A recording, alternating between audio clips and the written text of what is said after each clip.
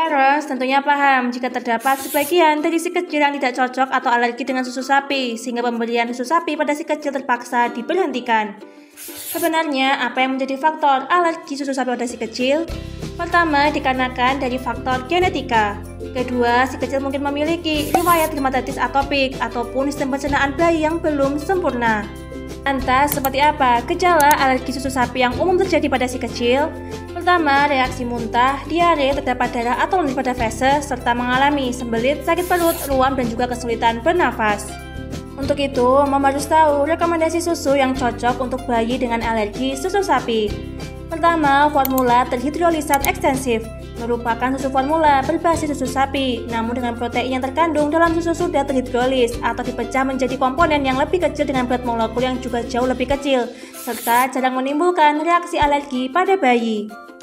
Kedua, formula asam amino merupakan hasil penguraian dari protein susu sapi pada bayi yang mengalami gangguan tumbuh kembang, gejala saluran pencernaan, dan juga alergi berat. Biasanya dokter akan menyarankan pemberian susu formula berbasis asam amino.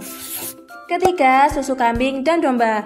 Meskipun alergi susu juga bisa terjadi akibat mengkonsumsi susu kambing atau domba, namun resiko yang dimiliki sangat kecil. Susu kambing atau domba mengandung human milk oligosaccharides atau HMO yang setara dengan pH ASI ibu sehingga lebih mudah dicerna. Terakhir, formula kedelai atau soya. Kacang kedelai menjadi sumber protein meski tidak mengandung komponen protein susu sapi, namun 6 dari 10 bayi dengan alergi susu sapi juga dapat mengalami reaksi alergi dengan susu soya. Untuk itu, ibu harus tahu bagaimana mencegah dan juga meminimalisir reaksi terjadinya alergi pada si kecil. Pertama, selalu membaca komposisi makanan sebelum memberikan pada si kecil. Kedua, jika bayi masih mengkonsumsi ASI, Mom sebaiknya menghindari konsumsi makanan yang berpotensi menjadi alergen. Ketiga, menjaga kebersihan rumah dan juga mainan anak dan juga bebaskan rumah dari asap rokok.